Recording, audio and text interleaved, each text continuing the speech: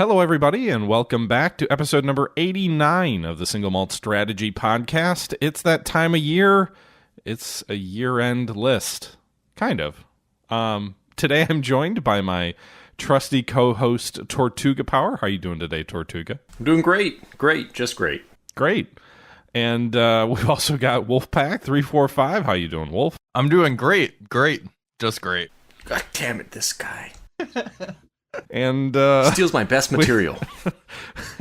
and how are you doing today? We've also got Finnish Jager today. Yeah, I'm doing great as well. Conveniently. Today's episode is going to be looking at the year 2024.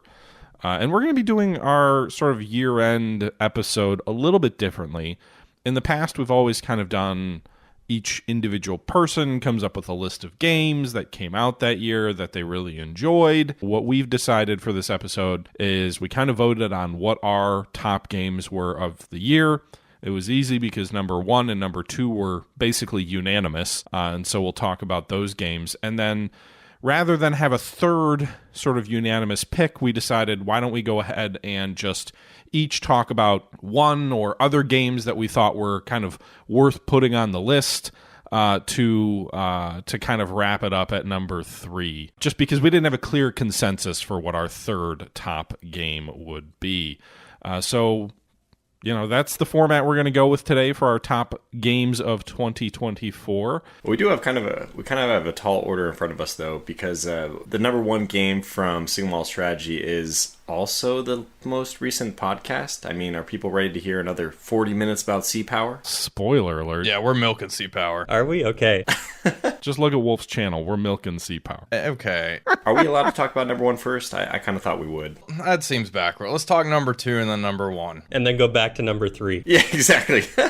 Well, I just feel like this year was a weird year. Like, I know we've kind of... I'm going to disagree, but just get right out there. But you guys all have an opinion. I'm not saying it was a bad year. I'm saying it was a weird year. I mean, you guys could say it's a bad year, too. It's your opinion, but I don't know that it was a bad year, but what I would say is there were 2 obvious games for me, and obviously our group, around, like, what did we think were kind of the top strategy/simulation type games of the year.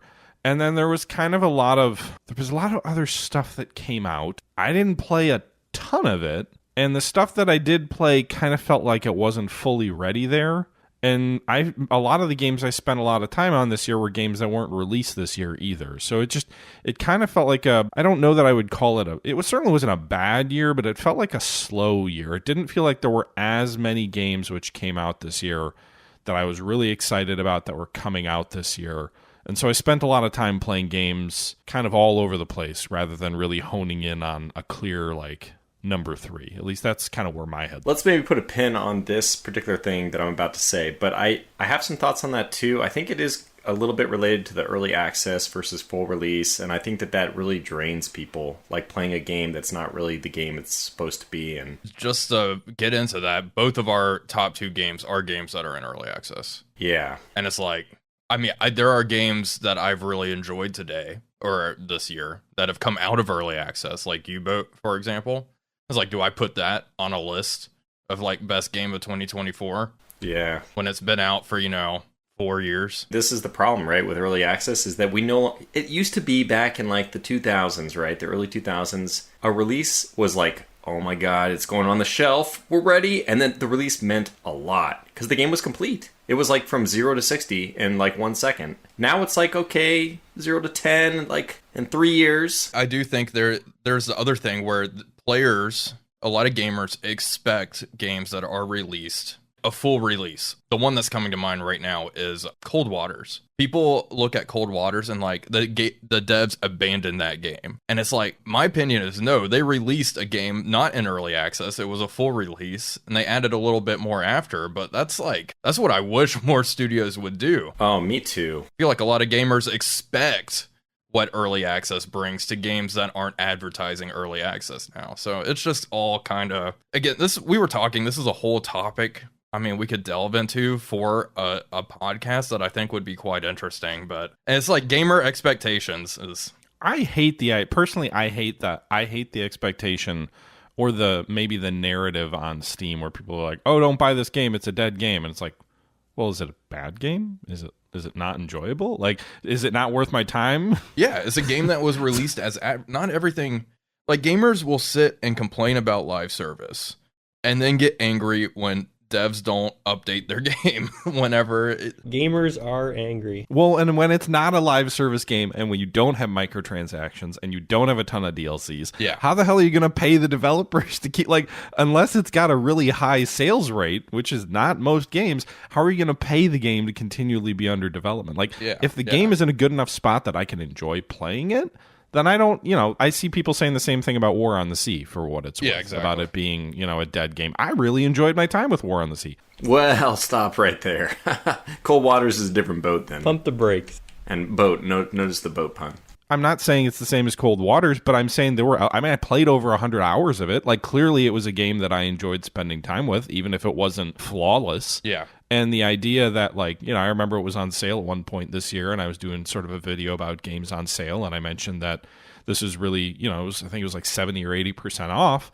And I got a whole bunch of responses in the video that were like, it's a dead game, it's a dead game. And I'm just, okay, but, like, if you have fun with it, who cares? Yeah, I'm totally with you on that. I'm kind of... Suits is a dead series. Don't watch it when it's on Netflix, Like, no one talks about TV shows that way. The Sopranos, dead TV show. Don't watch that. Yeah, I like that analogy. Yeah, it's actually that is a pretty good analogy. I don't know. Yeah, I completely agree. It's just, and it all kind of plays into the early access thing, but... Counterpoint. Yeah. Kerbal Space Program Manager 2.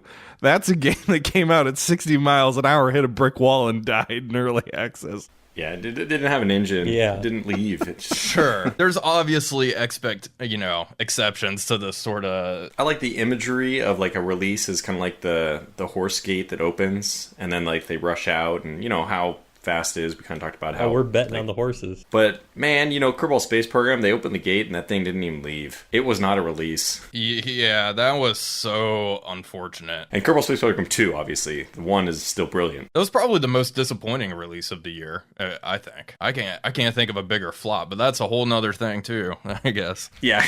Man, we got to get together more. We could release podcasts weekly. We have so much to talk about. That's just, THD really just doesn't like the three of us, I guess. Whoa, where am I to be blamed at this? I think I've been talking to you guys for like a month. Feel like we need to record the next episode, and then just... The reason we haven't recorded is the historical gamer, by the way. So put that on the record. Yep, it's all my fault. 100%. Fuck them kids. That's all I'll say. All right. Let's get into our top two games. Let's start with number 2. I guess I can say it. We've all agreed on it. Is that correct? Go for it. Our number 2 game that released this year into early access is Manor Lords. By Hooded Horse? It is by Hooded Horse. The Hooded Horse shilling continues to be a running feature. A staple. It's not a bit. It's real. Of the Single Malt Strategy podcast. Yeah, I think all 4 of us were pretty impressed with this game. I think the things maybe let us down a little bit of it are, a feature, I suppose, of early access. But yeah, this was quite an impressive release relatively early in the year. I have actually been playing this game recently too, kind of reviewing the games that I thought I might like or not like. Because there's this question about Manor Lords. Are they going to continue to develop it? And the answer is yes, but this developer took like an eon to get the game to the state it is right now. So development, I would assume, is not going to happen very quickly over the next couple of years, although maybe a little bit faster. He has a little more help now. That said, I really like this game. I went back and I started playing it, and it was like one of those things where you get home at night and you're like, oh, I know what I'm going to do. I'm going to play that game. Yeah. When you have that kind of enthusiasm for something, it's just a really good sign. Now, I don't know if this game is like in my sweet spot, because I really like this game, and I see that, the Steam reviews for it have gone down to like an 85% or high, like somewhere in the 80s, might even be low 80s, which shows that, not everyone's impressed by it. And I think that might be what you're saying, Wolf. Maybe people got it and were like, oh, I love where it is right now, and I'm assuming it's going to get better, and basically the whole story we just talked about. Yeah, and I got to admit, that's where my feelings are with the game. Like, this game has good roots. Like, the core building aspect, the combat's all really fun. It's just like late game, obviously, is where the game kind of tapers off for me personally, which is something I'd expect that would be fleshed out because this is an early access title. And it does look like there's been multiple patches Like they are continuing to update the game, so Yeah. does look like the developer is committed to I think some of why maybe the ratings have come down a little bit too is this game had so much buzz behind it when it came out. Like, it's a small studio. You can argue about whether it was a one-man studio or not. I know that joke's been kind of around, but it was a small studio, came out with a small publisher, and it was like a phenomenon, right? Like, yeah. Not that we really ever talk about the Game Awards on here being kind of a mainstream Game Award thing, but like it was up for 2 awards this year, which I don't remember the last time a game we really played on this podcast was ever up on like a mainstream award show type deal. It didn't win, but like those, when strategy games make those sort of mainstream events or lists, it's because people hear about it who are not strategy gamers. And that happened with Manor Lords. I think it might have been a culmination of things, right? Like City Skyline 2. Did that come out this year? Was This year. That was kind of underwhelming. Underwhelming? That's very generous. I didn't play it, so I don't want to bury it, but it did not have a good reception. And I think there was probably like a desire for folks to play, a good city builder. And I think when it came out, it was gorgeous. It seemed to play well. Like there were depth elements of the game that were missing that you might expect for an early access game. But like when it came out, it looked pretty polished, played pretty easily, looked great. Yeah, the game's beautiful. Yeah. And I think the problem is when you have a small game like that explodes. Like what did they announce publicly? Like 2 million units sold or something crazy like that?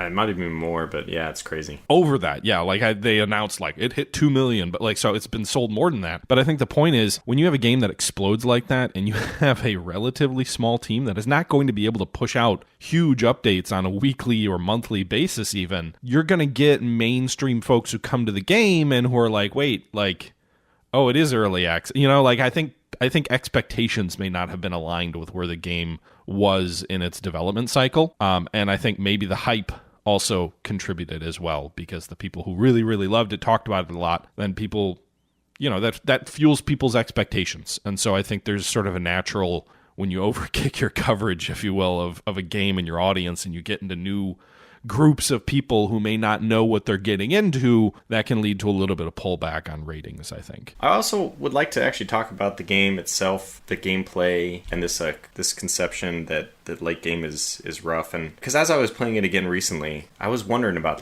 what is keeping this game. Well, in my opinion, first of all, they need a little bit more map variety. He has one map. It's early access map. I really hope that doesn't remain that way. Looked at the Steam page, and the next upcoming patch is going to add 2 new maps, I believe. So it's on its way. Oh, wow, perfect. Just as a sneak peek at some of the features for the upcoming patch. So I don't know if there's a release date for this, but that's a good sign. I don't know if you guys will agree about that, but I think the map choice, it gets a little stale. You're playing on the same map, and I agree 100%. Agree. I also feel like there needs to be a little bit more tension in the mid game. Early game, like getting things set up, making sure you don't starve, being able to make it through the winter like that, those are all good loops.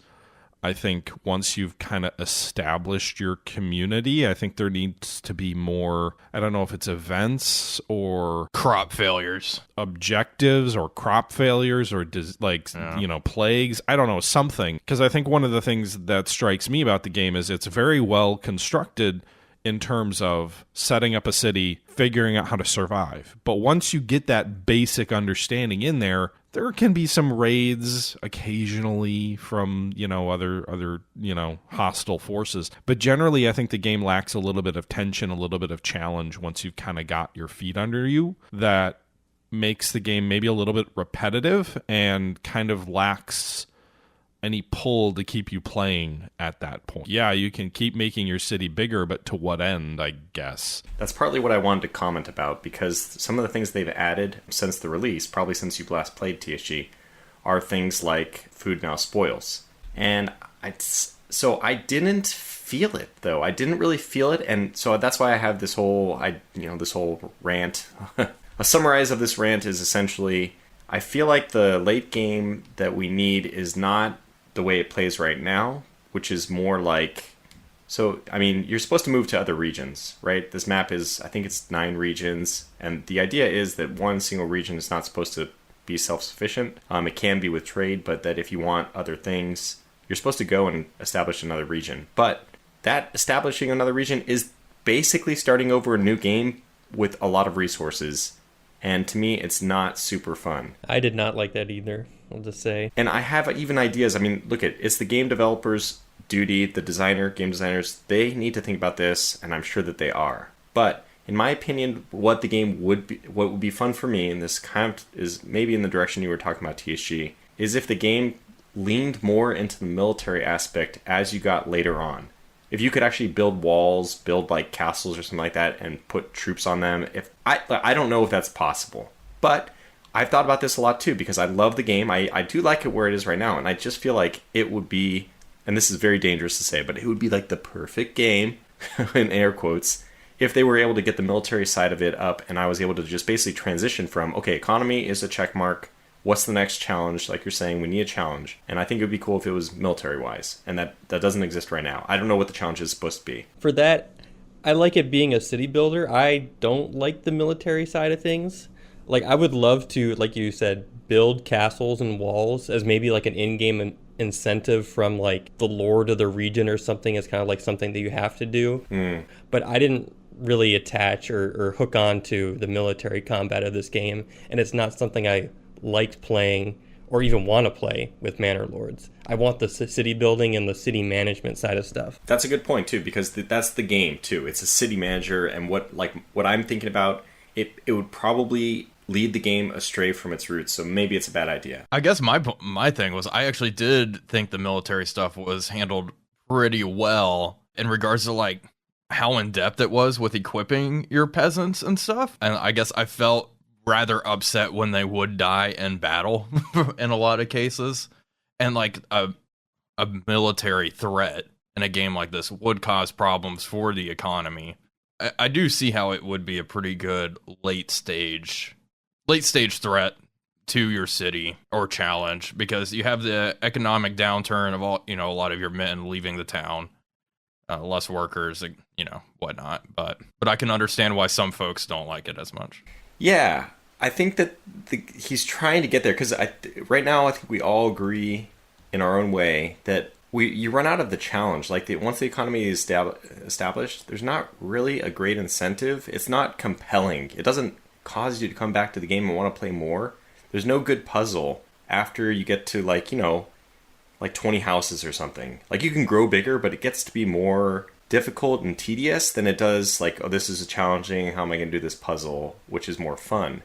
And that's why I was thinking about the military thing, because if you had like a strong carrot to say, hey, you need to get this many, you get this armor and all these weapons, and how are you going to do that? You're going to have to either go to a region which has iron, or you're going to have to do a lot of trading, which is, I mean, if there was some carrot, like I said, I feel like the game would really just take off. But I don't know what that is, and to appease people like Finnish who don't want the military stuff. Yeah, I'm a minority opinion. No, you might not be. It's a city builder. It really is. And I could see this game being derailed by people like me, the vocal minority, being like, oh no, this game needs more military stuff. I mean, it's done well right now. I like it. But you could always have missions. Yeah. Like the Lord needs you to, raise this much, livestock or whatever. And if you don't, he's going to come and remove you. Anyway, that's my thoughts. And then and then he's the big threat, stuff like that, I guess. And I don't know if this is part of the game, but I would love kind of like a mission like where the Lord asks for your peasants for his army, and then you have to, your village or whatever has to cope for several farming seasons or whatever with a lot less people, because all 50% or whatever percentage of your male population is off fighting some war for your Lord, and now you're having to deal with that kind of like manpower shortage. That would be interesting too. There's potential. Last thing I want to say maybe is just that the reason why I thought so much about this game is because I guess I am invested in it and I'm passionate about it, which is not something I can say about a lot of games. So, and I also checked the Steam reviews and it's at 87%, so it hasn't dropped that far.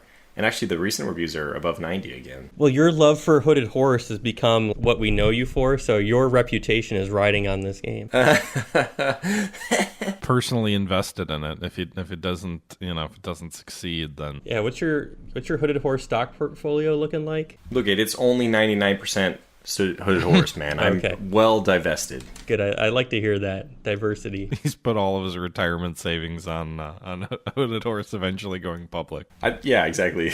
They're not public, but For this game, I think the last thing I want to say about this, I love the European setting, but oh my god, this game would be so cool if it was set in Japan. So DLC. yeah, maybe just reskin everything, It would fit really well and be pretty. Yeah, exactly. Build a little castle. Yeah. Have your guys, samurai guys, go fight the Lord. Yeah, well, anyway, I just hope that this game continues to improve. That's what everyone, I guess, hopes.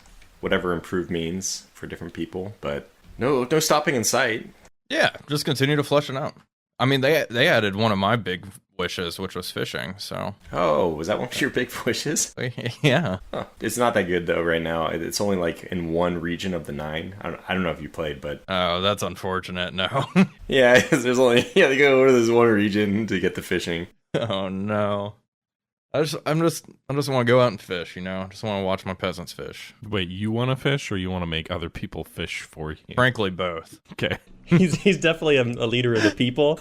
They're looking around for who's ruling the town, and Wolf just off on some rock in a stream fishing. They're like, Yeah. we got the bubonic plague coming. He's like, don't bother me. I'm in my zone here. Yeah. Plagues! Maybe that's what they need. You're going to scare the fish. So he's Nero, except if Nero was obsessed with fishing. Got it. That's beautiful. Oh, well, with that one, what's game number 1? Didn't you already say it? Oh, did I? It's sea power. I didn't know if you would cut around it, keep the magic alive. It is the holiday season. I'm sure everyone's waiting, Santa's going to bring everyone sea power in their stocking. No, that's Task Force Admiral. They're doing a physical box for Task Force Admiral, right?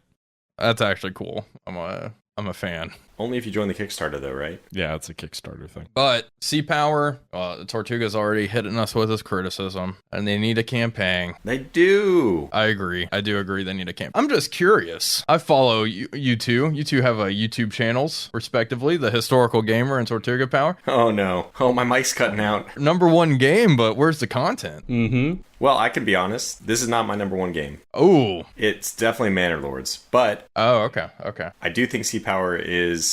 I don't know how to say what I'm trying to say, so someone else should start talking. We'll let you think a little bit. Let those gears spin up. That's right. Are you still waiting? Somebody else go. Talk.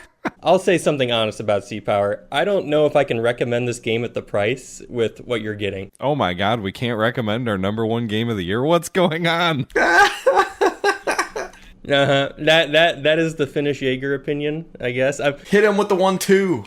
The old Tortuga finish. Back-to-back games, I'm a minority opinion here, but so I love Sea Power and I love making missions and playing missions, but with the cost of this game right now, I don't know if there's enough there for me personally to recommend it to someone. Okay, so look why don't you, THC and Wolf, why don't you guys talk about... we can all talk about how beautiful the game is. I like the scenarios, but to me, that didn't make it number 1 game. I think that you guys are having a lot of fun with scenarios. We all see a lot of promise. Wolf, tell us, why is this your number 1 game? This game, in my opinion, is a dream come true. It's like, it's just been so long since we've had a naval simulation like this. And the last one's Jane's Fleet Command, over 20 years old at this point. And frankly, Jane's Fleet Command only had scenarios as well, but we all talked that game up. No, you're right. A modern naval simulation with 3D graphics is something we have not had in so long, and I think this game, despite it being an early access and having flaws, does an incredible job. I think combat is a lot of fun. The modeling is really great, watching tubes open up, your missiles fire. Like, there's an insane amount of detail here for an early access game. Not even for an early access, for a video game in general, in my opinion. I have played, 150 hours now, and it does have some drawbacks. Specifically, I talked the AI up in the last episode. The AI... you said you talked it up, so I was waiting for the... Yeah, and the AI does have some flaws after you've played for, however long, and you really understand how it's working. They're already doing changes to it, and I think that's another thing. The devs have shown they are pretty committed to the project and doing frequent patches and working on it like it's an early access title. I mean, every patch thus far has been pretty big, and they've added quite a bit of stuff, adding more ships, bug fixing, new features, and even improving things that, we complained about, like lack of feedback with what, various weapons are doing that tells you, engaging, target too far, that sort of stuff. I bought a copy for someone. I did get the game originally for free, and then I bought another one for a buddy. I really do think the game is worth the price that they're asking for in early access even. And what's that price? We should just say it. It's $50, right? Is it 50? I thought it was 40.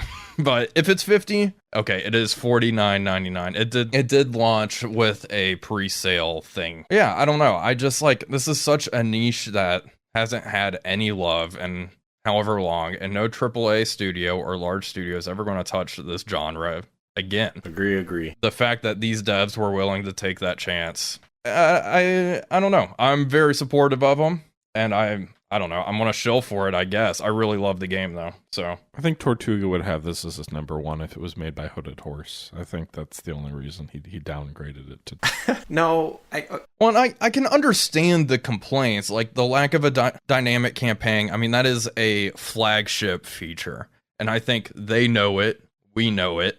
And they're not releasing half-assed stuff, I don't think, personally. So if they released all of this and then had a very half-baked campaign, I think we would hear a lot about it, and probably even more backlash than waiting for the campaign. The campaign's coming out next year, by the way, and on the Steam page, they say they plan to be in early access for 8 to 12 months. So that does not seem like... It's going to be longer than that. I don't know. You think they're going to be done in 8 to 12 months? You think it's going to be a 1.0 in 8 to 12 months? I can see it, actually, yeah. I can, too. I've look at this is weird. I know that this just is going to show how stupid of a person I am, but I actually want to backtrack on what I was saying. I was thinking about it while you were talking, Wolf, and I don't know if the campaign is going to make that big of a difference. I think that the game is really good right now. Why? I can't explain exactly why it doesn't have its grips on me, because in every way I view the game from every angle, it's got all the stuff I like and I would want. And the dynamic campaign, I guess what that would mean to me is something like I enjoy strategy, I enjoy managing, like simulating battles and all that, but that's not at all what this game is about. What it is about is tactical battles. And I feel like this game is a lot, to me, it reminds me of like Rule the Waves. That's a niche game, but It's a game where you can do the tactical battles. They're very detailed. It's kind of a indie version of Sea Power, right? But I enjoy going outside of the tactical battles, and I even auto-resolve the tactical battles sometimes. So, I don't know. I might not be the target audience for Sea Power. As a person who's going to love it, I'm very happy to be able to play it. I love the fact that it's in my library, because it's one of those games that it'll be around for a while, and it's going to be like, you'll see something on TV, or you'll History Channel type stuff will come along, and you'll be like, oh, I wonder what that's like. And you'll be able to go program it up in the scenario editor and play it with this. That's awesome. I do agree. I think, if anything, I feel like the game could use even more depth. Like, I want...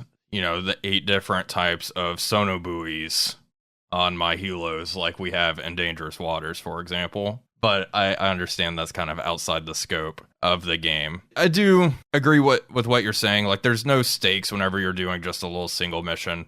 You lose a ship and it's like, big whoop. You'll just get lambasted in the YouTube comments, but other than that... Well, I don't like playing for score either, probably for that same reason. Because it really puts me on edge. I like an organic experience, and when I feel like I lose a single ship, and I'm like, oh man, that took me down from gold star to bronze star, then it just makes me want to restart, and I kind of lose my motivation. I just have a stupid mentality. I need to learn how to just roll with the punches. I do also want to know why, Tisha, you haven't really said much about it. Where's this game fit for you? I've been trying to think about it, honestly, because I really I think it's gorgeous. I think there is obviously a fair bit of attention. Not a fair bit. There's a lot of attention to detail on certain things. And to Wolf's point, this is the kind of game that we haven't seen in decades. And I played a lot of Jane's Fleet Command when I was in high school or whatever it was, when I stumbled upon a copy of it in Sam's Club or something. I struggle to articulate what it's missing, because I agree that I don't know that the campaign is what it's missing. That's not to say I don't think the campaign will make the game more compelling, because I think it will. I think adding more dynamism where you're not strictly based off of 12 or 18 scenarios, like that will add a lot of replayability to the game.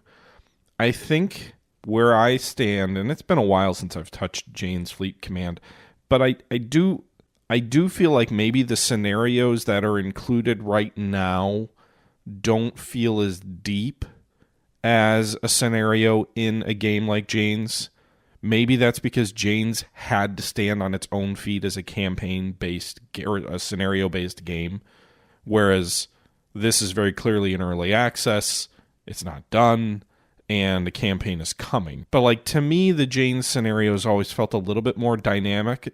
It was scripted, but you would have events, you'd have messages, you'd have things change in the orders in the scenario. Felt like there was a story playing out, whereas I feel a little bit like with Sea Power, when I'm playing it, there's a wide degree of quality, I feel like, depending on the scenario you pick. Some of them you get a map with a full-blown description.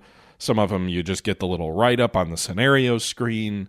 I don't think I've seen a whole lot of like things changing or being scripted in the scenario where it's like, oh, now you get these reinforcements, or this is happening. Maybe I haven't played enough of them. But like, it just kind of feels like it drops you in with a paragraph of what's kind of happening, and then you're just kind of trying to figure it out.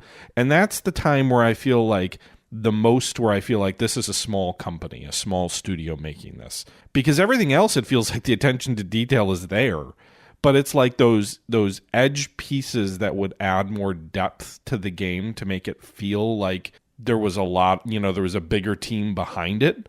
I think those are the pieces that are missing. Like, I'll go to a game I love to talk about a lot of times, for Axis's Sid Meier's Gettysburg. I don't think Sid Meier's Gettysburg necessarily, like, if you just had the tactical combat in that game in the 90s, that's good. That's the main hook. That's what the game sits on. But what made that game stand out as being different was it had, at the time anyway, full motion video was a big deal, and it would have narrations about it. It would have scenario briefings with voice actors and maps and showing things unfold. It was the elements of polish that was added to it that made it feel like it was a bigger studio than the typical war game. The typical war game of the time, and even today, would just be like, hey, here's a scenario, here's a little bit of text, drop you into the game and now try and fight, but like nothing else. Like, there was no rounding this thing out to make menus and extra features feel robust and complete. And I kind of think that's where I'm standing with Sea Power, is that I love this game. I think it looks great, but there are those extra little bits that still make it feel not incomplete, but smaller than what I think it could be. I just want to piggyback off of that, because I do think what you're describing is what a lot of these military simulation games suffer from, and it's a lack of it feeling like a living, breathing world outside of the one little scenario you're plopped down in. Like DCS. But I don't think a campaign in the Cold Waters vein, and I mean, I'm just basing that because that's what we have. Like, I don't necessarily know that putting it in a bigger map changes that, unless you build out extra features that make that world come to life. Well, I do think there will be context to the scenario, and your carrier getting sunk or whatever. I do think a grand campaign will help with that. A lot of the missions don't utilize a lot of the intelligence features and stuff. Like, you can script all of that stuff in these missions. And yes, I do agree, a lot of the base missions don't really show off the game as well as I think it should. Yeah. Because some of them have a lot of triggers and are trigger heavy, and like, you will get intelligence and briefing updates and change in orders and whatnot. The one I'm thinking through really is like Breakthrough. That's a mission, something like that. It's where you're in a Soviet aircraft carrier and you bust through the Strait of Gibraltar. And there's a lot of triggers in that mission that make it feel alive. and to make it really feel like the AI is responding to figuring out you're there and stuff like that. But a lot of the other missions it's more just like, you're plopped down, here's the battle, go fight. I do see where you're getting that from. Yeah. I was kind of remarking this I streamed it last night. I was kind of remarking on this as well at the time, is that it's interesting because to me the game feels like its sweet spot is like the late 60s to the 70s in terms of naval combat, which maybe this is why this is the case. Fleet Command was very much a mid 80s to 90s era naval combat. And what that meant was tomahawks, tomahawks, tomahawks. The game was very, like, the vast majority of missions, yes, you'd sink other ships, but, like, a lot of those missions in that game had land attack roles. There are some land attack missions in Sea Power, but it's kind of in this weird, like, I know the game covers more than that, right? Like, the game, theoretically, the database, I think, goes into the, late 40s, but, like, I think what they advertise it as is, like, 60s to early 80s. In terms of the era it's modeling. But I kind of feel like it's just, I guess I'd like more variety in the scenarios too. Like, I'd like land missile strikes. I'd like tomahawks. I'd like a little more dynamism. There's a few shore bombardment missions, but that's not quite as satisfying as like putting together a strike package to go hit a land target. I agree. I actually think that what you were talking about with the triggers, Wolf, I think that might be a really solid way forward to make the scenarios feel better, because they're very one-dimensional right now. Yeah, and dynamic campaign, by the way, they can't do that, right? So that might be actually the wrong solution.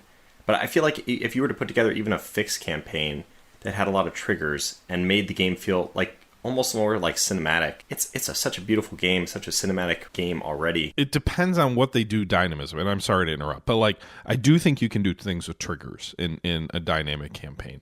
You get a carrier sunk, that changes the political landscape of the campaign. You lose enough ships like that, and Cold Waters had a little bit of this too, right? Like I was talking about different triggers. I was talking about like in mission triggers where like you cross this specific threshold and then like radar comes online because of some like intelligence report that you get. I was thinking more about that, like the tactical triggers, not the strategic triggers. Is that what you're talking about, Wolf? Yeah, that's what I was talking about in regards to these specific like single missions that we have. I could see some real value in that, and I don't think we'll get those in dynamic campaigns. I mean, they might be able to script some way of adding dynamic triggers to their dynamic missions, but it's just obviously it'll never be as good as if it's custom crafted. And I do want to quickly mention, I can't go on without mentioning it, that a lot of modders are doing a lot of the story-driven campaigns that we kind of are talking about, giving context to. You're right. The missions and the reasons our ships are doing X, Y, and Z. Finnish Jager is one of those people doing missions that have awesome backstories and stuff and feel quite alive. And then also there's like the Pacific Strike campaign that I've been covering on my channel. That's like a 10 mission series going through a hypothetical war in the Pacific, and it's like having context does a lot for me personally than just a short blurb. USS Texas is out here about to get bombarded by anti-ship missiles, good luck. Yeah the only Finnish mission I've played, is this true Finnish? Is the land strike one off the Aleutian Islands? Yeah, I have the Cuban Missile Crisis video, or the mission, the Dutch Harbor, Attu Island. That's the one. The Oscar, and then currently 2 Sino-Soviet War missions. And the missions 3 and 4 are made for that already. So. By the way, Finnish, what are your thoughts on Sea Power? Other than what I've said at the beginning, I feel like I'm mostly just let down by the AI. Like, I'm not someone who cares greatly about them adding a big campaign like immediately. Like, it will be nice, but I feel like I said when we talked about this game in the other podcast episode, like the single missions are going to be the bread and butter of this game's longevity, and I still think that's going to be true. So I mean, I think the single missions are going to be very important. I just playing the game for so much and making missions especially, I'm just been so frustrated with like how the AI acts and responds to things. Yeah, I can agree with that. And that's a flaw that has become more evident as I've played a lot more in the game. I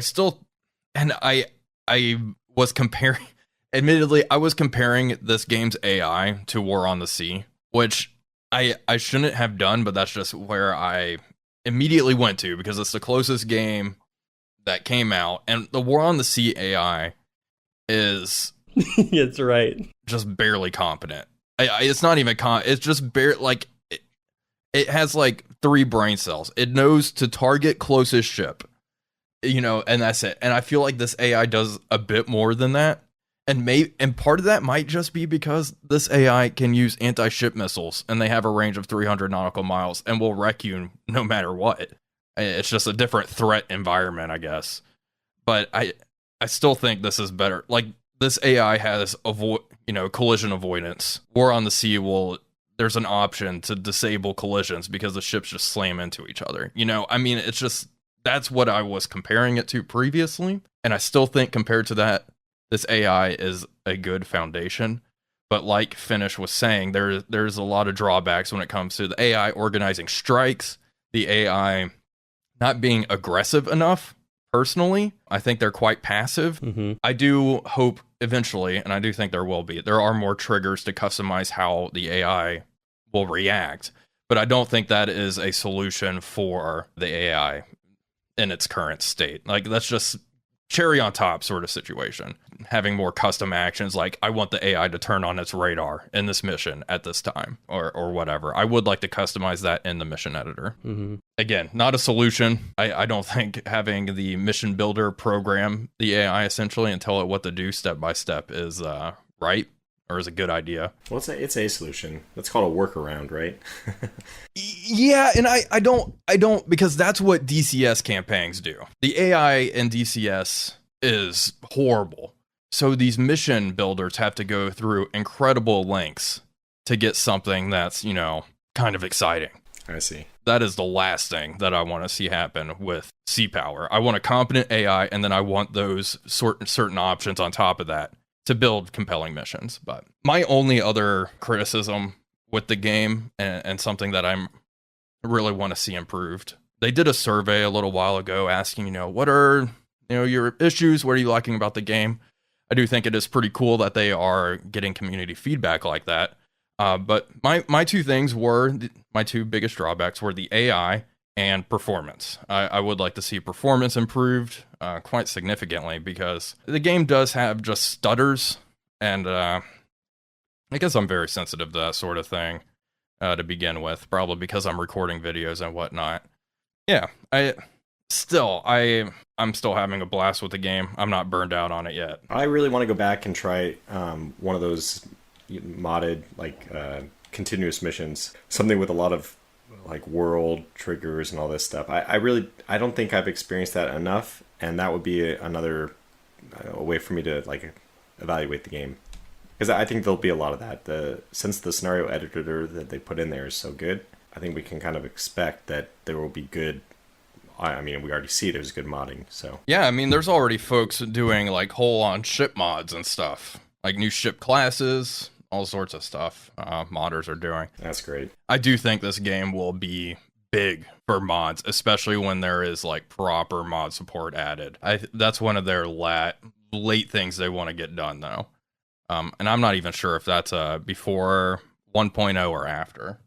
I don't remember exactly what they said. I don't want to double up too much with 2 back-to-back episodes on Sea Power. Does anybody else have any final thoughts? This is our number 1 game, and like I kind of feel like this is what THG says a lot, that we rank a game number 1 and then we just poop on it. But we kind of did that a little bit, but we all think it's number 1 game for a reason, so it's a good game. Thanks for playing my missions, Wolfpack 345. When I do the missions, and like I guess like Tortuga and Wolf had said, like I'm like putting other things in there, like to make the world feel alive. There's so many missions that I see that don't have that, or people trying to just throw like massive fleet versus massive fleet. Like I'm trying to do something that's more realistic naval combat. Like not every big naval battle, every mission that you have to play is some big naval battle. There's other things going on than naval operations. And there's so many assets already in this early access game that you can place down that make the game feel alive. Multiple different types of fishing boats, sampans, airliner, all that sort of stuff. Mm-hmm. They even have the jet with exocet missiles strapped on it that hit USS Stark. Do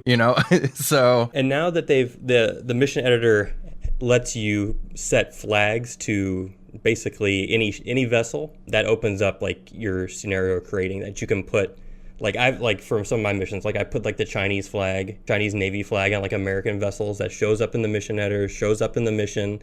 You can kind of write a little alt history about why that's happening, and like all that's working. That opens up so much for people who are making missions. Yeah, absolutely. Yeah, I don't know that I have anything else to add. Like this game kind of, I guess what I would say is it reminds me a little bit of Combat Mission in that the tactical battles, I think, are a lot of fun. They're really enjoyable. And this is like high praise. I mean, Combat Mission is one of the all-time like tactical war games.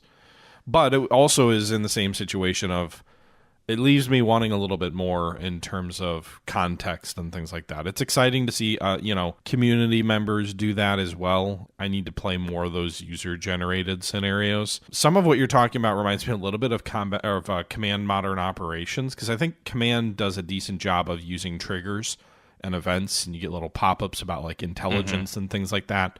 But it's all like dependent on the scenario and who made it and whatnot. And how they built, like what they included in their write-ups. The triggers are all there. It's just a matter of them being used. So, the ingredients are in the kitchen. You just got to put the right recipe together almost to make some of these scenarios, I think, stand out a bit more and pop a bit. I do a lot of, like for me personally, I do a lot of research for my mission. And I love writing kind of like that alt history stuff. So before for the missions that I have that are like sequential, you play as like a mini campaign or whatever, I'm doing research about the ships, the settings, real world events that could have impacted this kind of stuff. Why doesn't your Cuban Missile Crisis scenario have tactical nukes? Those aren't in the game, and they don't need to be in the game, okay? They'll be modded in. I guarantee it. Of course they will be. And I'll be using them immediately.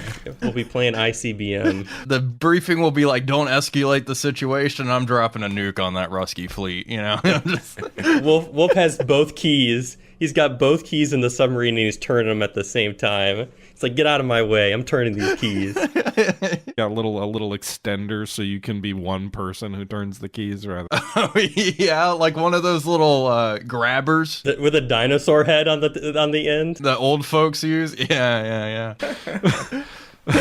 He's launching the nuke and he's got just some grabber. Oh man, that's good. That's funny. Anyway, Tortuga didn't want it to be a rehash. Yeah, it's too early. I mean, because we can revisit this probably in like 6 months and there'll be more to talk about. But we could do a monthly recap of Sea Power if you'd like. Single malt strategy, Sea Power. I'm just kidding. There are actually a ton of other games to talk about in 2024. And I don't know if you guys remember this, but like maybe it was after our last podcast, probably early November timeframe. I think I was the one who was the biggest, like, oh my gosh, 2024 was such a crap year. There's only these games. Yeah, you sure were. Then I realized, was just opened my eyes a little bit, just a little, and I realized that's not true at all. There's actually a lot of games that came out this year that are at least worth mentioning. Can I just let me get one out of the way? Frostpunk 2. I know we said we had a list of 2. Oh, what? That is probably a game. I don't think anybody played it much, but that is probably a game that should like everything I'm reading about it and everything I hear about it's like, huh. I just said that. If I was to put together a top 3 list, that probably should have been on the list. This guy undercuts me. I'm just saying, you didn't play it either, Tortuga, so don't pretend that that's that's Let a me game go to my quote here. Okay, go ahead. Hold on. He's digging it up. I never played Frostpunk 1 and I haven't played 2, but the setting in that game is so cool. It's so creative. I give whoever designed that scenario or that setting some props. And I've heard a couple of podcast episodes about it where like the systems in 2 apparently are much more complex than 1. 1 had a much simpler loop of like you got to build up your city so that it can survive the winter, and like yes, there's political and moral implications to what you're doing, but from what I've heard anyway with Frostpunk 2 is they really hit the nail on the head of like managing different factions. Here it is. Here's the quote. Frostpunk 1, I put FR1, but we all know this is text. I was abbreviating. Frostpunk 1 is much better and entertaining, but Frostpunk 2 should be hugely congratulated for not just doing the same game and calling it a sequel. That was my quote to everybody here. Yep, I saw that. I said it. Yep. Frostpunk 2 The big missing item here is Frostpunk 2. Yeah, so the problem is I did not play Frostpunk 2. What I can say is I watched about 5 hours of gameplay on it, all from DDR Jake. But the thing, what I felt is it might actually be a game you like, Finnish, because it's actually in a weird way, it's kind of like a city builder. It is, yep. I think it's so cool that they did this. This is something you just almost never see nowadays. Like, let's take what's another sequel? Just, you can pretty much name any sequel. Oh, how about Armored Brigade, another game which came out in 2024. We can just knock this one out. Sins of Solar Empire 2, same thing. Both of those games had a very good original game. Sins 1, excellent. And awesome. And genre starting. Almost. It was like RTS in space. Armored Brigade 1, fascinating title. Niche, obviously it's a war game. Very good. What do both of their sequels, both releases in 2024, have in common?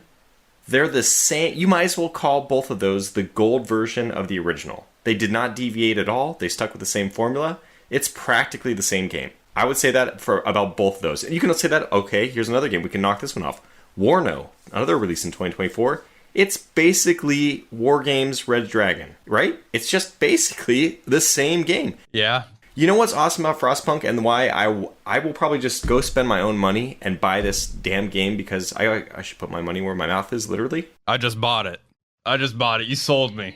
It is worth it because they are a game dev studio that actually cares about what they make to the point where they didn't just rehash Frostpunk 1. They went and they took, in a very, very cool way, they took I don't know, did you guys play Frostpunk 1? But I heard good things about it similarly. Oh my god! Okay, well, Frostpunk 1, I'm just... Did you play on it? holiday sale, I played it, and I'm going to just buy you guys copies of Frostpunk 1. It's a very good game. It's very good, very good. It's fun. But Frostpunk 1, huge hit, right? A lot of people are really anticipating Frostpunk 2. They could have done this. In a lot of ways, it might have even been better selling if they had just made Frostpunk 2, Frostpunk 1 in a slightly different way. But they didn't do that. They built the story of the lore of their universe up, which is so cool. They made it so that Frostpunk 1, the way you were living that way in like a single town, it was basically, it's no longer viable to live that way. We're now, I should say it the other way. It's now viable to live in a bigger city.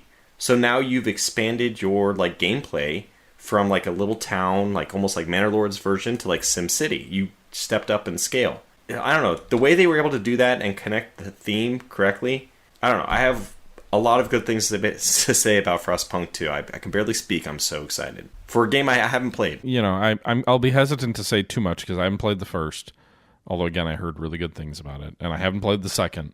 But I think the most intriguing part of the second one all the descriptions and the stories I heard about it, it's like, wow, it seems like they really went all in on basically creating this like dystopian society where you have to manage sort of almost like parliamentary influence from different sectors within your city.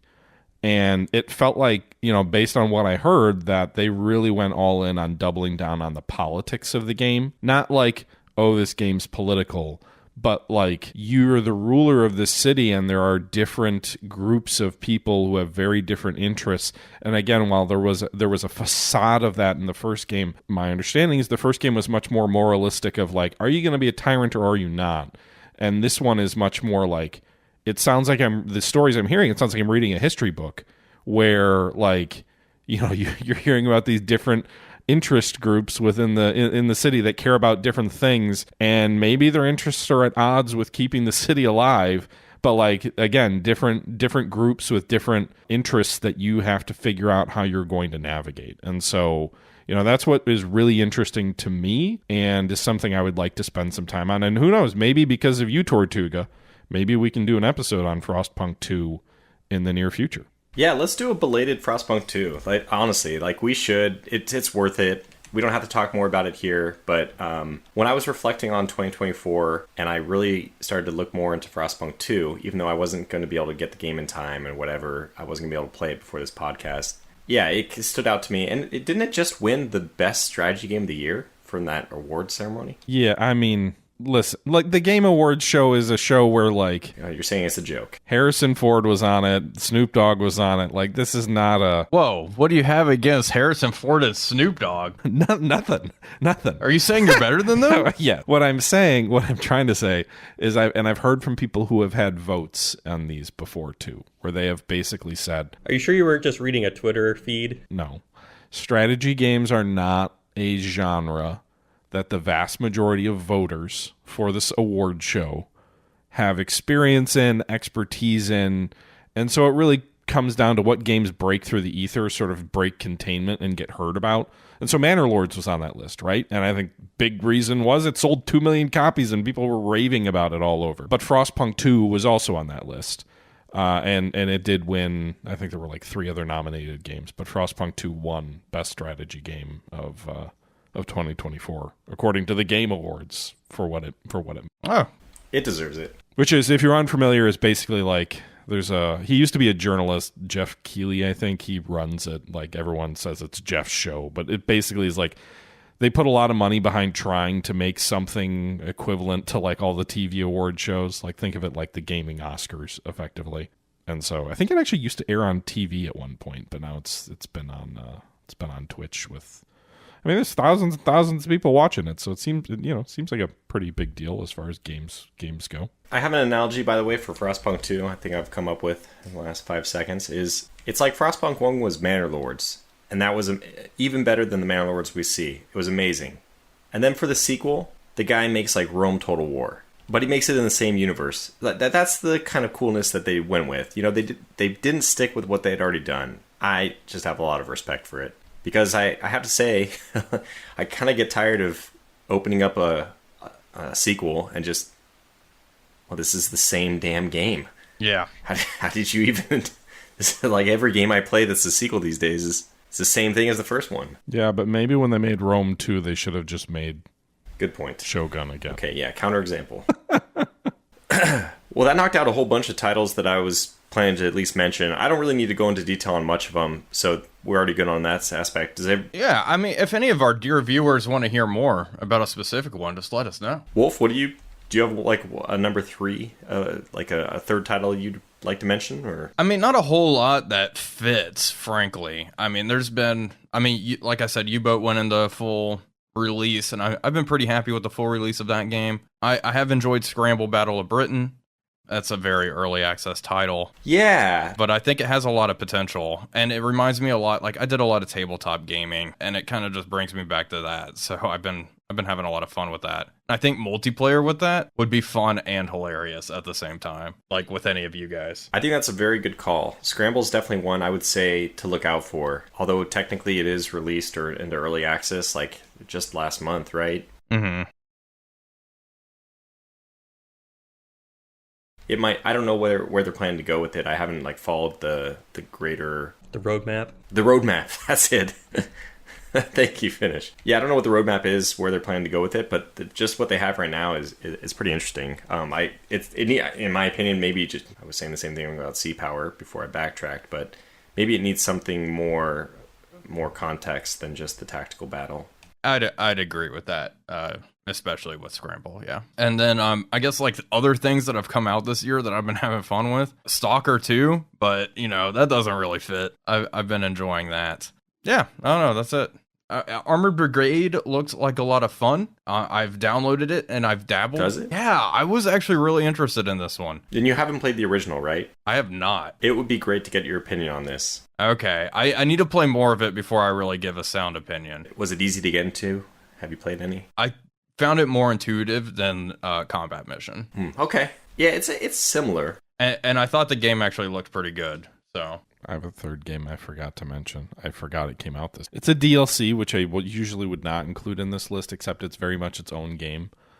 Suzerain Rizia. Oh, I forgot about that one. But basically, it's a DLC for a game called Suzerain, which is not quite a visual novel, but it's a strategy game / narrative storytelling game where you are in charge of a kingdom in Rizia. So in the original Suzerain, it was like a post-revolutionary democracy where you're trying to piece things together in sort of a fictional 1950s world with very, very clear references to a bunch of different things in our real world, but it's in this fictional universe. In Suzerain Rizia, they added a completely new storyline and plot, effectively a new game within the same timeline of the original.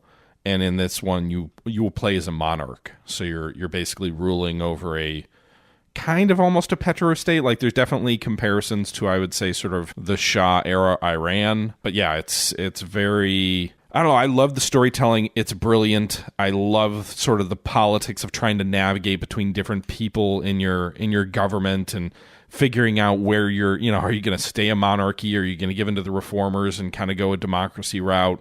They added more traditional strategy game elements as well. Like, there's a war where you can move chits around a map and fight it. That's not the strongest part of the game, but it is definitely it is a game that I think there's a lot of passion behind.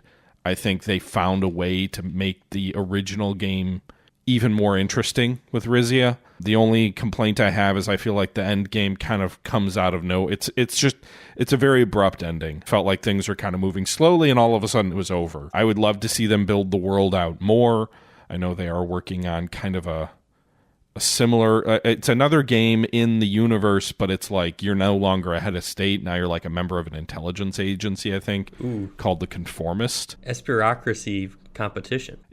No, I mean, not like you're not running the intelligence agency. It's almost like I'm joking. You're existing in this sort of quasi police state, and like you're a functionary within a bigger cog. So I think it'll be a similar sort of storytelling game. It'll just put you in a different position rather than being the ruler. Now maybe you're government functionary trying to navigate. I don't know a ton about it, but it's called The Conformist. No idea if it'll come out next year or if it's further down the line. And actually, also for those of you who are interested in Suzerain Rizia, they did just release a brand new update for mobile, which brings Rizia to mobile. So it's also a game that is available on, Android, iPad, all those kind of things. That's a title that it seems like it would actually work there, right? Yeah, for sure. So I really think Suzerain, I would argue, is one of my top 20 games of the last decade, and I think Rizia is a very solid addition to that. I forgot about that DLC. It was very good. I played it, loved it. I think it did end kind of abruptly, but yeah, the story was very good. I didn't end up fighting any war, avoided bloodshed and conflict, but I got the true ending, I think. You need it's not the true. If you're not fighting a war for oil, it's not the true ending. All right, U.S. government. I felt like if I was planning on picking a game number 3, I was actually gonna pick WARNO. Okay, we talk about how similar it is to the other like war game Red Dragon, which I would agree. Yeah, but it's still good. It was just so much fun playing with like you three, so I think that's really why it was my potentially number 3 game. It's definitely a fun game to multiplayer and co-op. I'd agree. I did like WARNO a lot. I actually like it more than war game Red Dragon. I agree. Me too. And I I think too. a lot of that is the setting for me. But it's just been so long since I played Red Dragon or whatever. But the pacing seemed better in WARNO, I thought. But yeah, and the music, man. The music's awesome. Yeah, it's good. Yeah. So one thing I would say about WARNO is I enjoyed it. I debated putting it as number 3 on my list as well. I'm not as high on like the Eugen Systems sort of games, but I really like the Grand Campaign, which like co-op stuff is fun with you guys as well. But I love the idea of the Grand Campaign, that huge map with all of those units taking attrition over the course of the campaign. I think that is awesome. I think it is undone by the same problems that Steel Division 2 had, which was their World War II game on the Eastern Front, in that the AI is not up to the challenge. Looks cool. I wouldn't have minded if we had chosen WARNO as our number 3. I wouldn't have been. It wouldn't be my number 3, but it's a respectable pick. I did. So with WARNO, I really liked the maps. A lot of map variety. Like the settings were cool. I think maybe that's kind of what Wolf talked about. How I guess he liked the setting more than War Game Red Dragon, which I guess was mostly Asia Pacific stuff. I guess I like the classic fighting in Europe for a Cold War gone hot scenario. A lot of Cold War games. Cold War is new again. I mean, Arma Reforger, yeah. It's just Cold War, yeah. Cold War's hot. I was gonna say the same thing. Cold War is hot. Yeah, that's dumb. And they had an ICBM Escalation. Yeah, ICBM. I do want to head back to that and play that with y'all, because we had some issues when we played it originally. It was, far before launch and whatever, but that's something I'd like to revisit. I agree. Anyway, been an hour. No. Oh, God. Sit down. We're ready. Roll up my sleeves here. Tortuga's like, here's my next top 9 through 6, and then... Tortuga's like, here's the real list, guys. Just put the timer on for 5 minutes. No. I think that we covered everything that I at least wanted to mention. I wanted to say that my number 3 was a toss-up between Sins of a Solar Empire 2, even though it's very similar. That's still just a fantastic game, so even, in some situations when you remake the previous game, it's still a pretty darn good game. It's just not super original. So that's really all I need to say about that title. WARNO, which we mentioned, but Diplomacy is not an option, was probably my pick for number 3 then. Maybe WARNO, maybe Sins, maybe Diplomacy. I don't know if you guys have played Diplomacy is not an option, or at least seen it, but it's it's kind of like Stronghold, or maybe it's more like They Are Billions. It's one of those games where you build up your city and then it's all about defending your walls. You're constantly being getting waves sent against you, and you have to have a really strong defense. So it's very similar to They Are Billions. Yeah, this actually looks kind of fun. They have a whole bunch of stuff on screen at one time. That's kind of cool. Yeah, just like They Are Billions. I also wanted to give kind of an honorable mention to Mechabellum. In the same way that... Oh, yeah. Yeah, in the same way that Frostpunk 2 really did something new, I think Mechabellum did something new. I haven't seen a game like Mechabellum ever. So that's pretty unique. There were a lot of reviews on that, which I thought was interesting because it's like Paradox Paradox Interactive's almost like their indie arm, right? Like it's Paradox Arc. Yeah, that's right. It's their small games or small developer studio, I guess, or publishing arm, I guess, is what I would say. Is this where people pitch their idea and Paradox will fund it for a little bit or something? I don't know if it's like a Greenlight type thing or not. I really don't know. Maybe. I think it's more like they acquire early small teams that are already starting to move in the right direction, and they project that they're going to be successful, so they become the publisher for them. Give them a cash injection and let them develop. Like Hooded Horse, kind of. But unlike their normal publishing arm, focus on smaller companies / games, I think. Yeah, so I thought Mechabellum, at least it's an interesting thing, and I played it. It's because of the focus of the game. By the way, how do I describe the game? You put robots down, and then it's almost like... You know what it's actually like? It's like Dominions. For anybody who's ever played Dominions, which is probably not very many people. But you place your troops, and then you hit go. And you just watch. And they have a very simple AI, and you just watch what happens, and if you put things in the right place, if your puzzle solution works out, you win.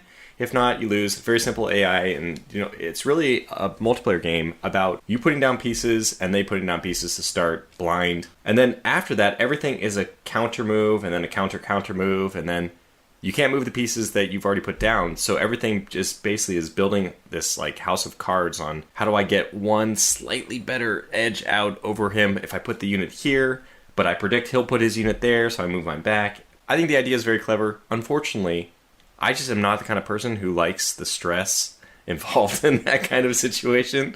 I just prefer to play single player and just comp stomp, so... Well, if you want to play together, let me know, because I actually do enjoy the game a fair amount as well. I never got super deep into, you can get super deep into, number crunching in this game, too, if you wanted. I didn't want to go that far into it, but it is fun. Dude, I wanted to do a co-op video, and I invited THC to join me, and he said no, he didn't want to do it because he didn't like the game. So, Wolf, will you join me for... Absolutely. You heard it here first. Calling me. I didn't dislike the game, but it wasn't my... Another example of we invite THG to play games, and he rejects our offer, and then comes on the podcast and complains that he never plays with us. Just inserting yourself into the story here, Finnish. Just inserting yourself. I don't know that style of game is necessarily the type of game I would usually play. That's all I would say. Yeah, and I don't think it's the type of thing I'd usually play either, but it's kind of... You're a man of culture, and I'm a barbarian. You come, you relax, you watch, you play, short round of this, because it is short. It's very quick rounds. And fun to watch, man. Yeah, and it's cool to watch. It is nice that it is just I don't know, short, fast. You play for 30 minutes. You go do something else. There's not very many games I play that are like that. Everything I play is incredibly stressful and takes forever, I feel like. So it is cool that there's, I enjoyed it. I enjoyed the simplicity of it. So it didn't make my top games because it, again, doesn't appeal to me, that like PvP style where you're supposed to be matching wits with people. Like at the end of the day, I basically have been matching wits against like stupid code and all this stupid work stuff all day. I just want to go back and just like relax. And it's no longer time for me to try to like grow my EP. Well, this bad boy's going on for an hour and 22 minutes. Can we have like a bloopers section though? Just this is only going to take a second. I want to say, notice that we, after talking about arms trade Tycoon tanks for like several years, and everyone being like, oh, was really cool to see where this is going. By the way, P.S., that game released this year, and notice how none of us talked about it. Is it really released? That's why I'm confused, because they did officially released. They did an update for Interwar, right? Ugh. I kind of enjoyed it. Like, it was fun for a little bit where I was creating, I did a little short series on it where it was a lot of fun to get your assembly line up and running, bid on contracts, try to get your tanks, I felt like it was maybe a little too easy to game the contracts to win every bid, and you were selling contracts to a lot of places that may not make sense. Yeah, they fixed it a little bit. It was fun to set that up, but then it kind of, we were talking about earlier about games that kind of don't have enough tension once you've got your thing set up, and I think that's kind of where that game fell for me, is I just felt like, all right, well, okay, now what? I'm just fulfilling these contracts without any real problem, and everything's fine now? Like, what do I do now? I'm just more of the same. But so when you say it's released, I thought they were going to do World War II stuff eventually too. Or is that going to be like a DLC? It's in early access. I just saw on the Steam page that it was released in February of 2024. I don't know what that means because we've had access to the game for at least 3 years now. Does that mean that was the early access release? Yeah. God knows. I have no effing clue what early access means, and I guess this is the perfect segue into our next podcast. We can stop here. We can just talk about this next time, because I just am so confused. And by the way, Arms Trade Tycoon tanks, though, like the perfect example of this fatigue, this like 0 to 10 pretty much never, like the development of that game is so painfully slow. My issue, I mean, maybe that'll be the topic if we do an early access episode of it, but it's kind of like early access kills the magic. I'm not totally opposed to early access, but I feel like generally early access kills the magic of gaming. We gotta talk about this. I think it's worth mentioning, and then sending this to everybody who's trying to make an early access game. Hopefully we can persuade them to just do a full release instead. Tell them that they're all wrong. I mean, honestly, the thing that kind of turned me off from Arms Trade Tycoon tanks, what a name, is you start, the name, and then you start in 1914 and you're building like a Mark 1 immediately. Just like history, Wolf. What are you talking about? Can we just shift the date up, a year and a half? Shift us up to Weimar, Germany. I think it could just stay in World War One. I think that would be awesome. I think this game is a game that has some serious scope creep. Oh, for sure. Like, they want to go all the way into the modern era. Well, the game loop is too slow for that, too. Way too slow. If you want to cover that period of time, if you were trying to say what's a game that shows the evolution of tank tech, that time period makes sense. But the pace of the game is just glacial, and there's not enough that changes. I also don't really love the way the tech tree works, where it's just like, all right, now go down this tree, and it feels like maybe I'm just not imaginative, but every tank I'm building is literally just... No, their tech tree is garbage. And there's not enough description of why you're doing, like, I don't... They made it worse. It's just, we could talk about ATTTT like for a long time. Could have just sold the demo. They made the demo. They got worse. You remember they rebuilt it for like $15, and it would have been great instead of developing for 4 years and making it work. I'm waiting for the sequel. Well, it's been an hour and 26 minutes. Yeah. Well, if you say an hour and 20 minutes, like as if our last podcast or previous one was like 2 hours. I will say most of the podcasts I listen to are like weekly podcasts, which are like a 2 to 3 hour episode at the end of the week. So Podcast isn't paying for my stays at the Ritz-Carlton Hotel, so. Sorry, I don't have enough money to keep you on retainer, Wolf. Well, I mean, I guess probably the next episode will be 2025, what we're looking forward to, though, right? I'm looking forward to... Yeah, let's just knock that out real quick. Task Force Admiral. You can't say that one for the 5th year in a row, Wolf. That's not fair. He thinks it's coming. That's his shtick. I know, that's part of the... It is coming next year, there's no doubt about Oh, it. brother. I was right about Sea Power. You were right eventually. That's like, you know, that's like The Economist being like, the world economy is about to hit a recession. You've been saying that for 15 years, guys. But yeah, eventually we'll be right. I said in our last year, you know, I was like, if Sea Power doesn't come out this year, I'll eat my shorts. And look at where we're at. It came out. Cutting it a little close.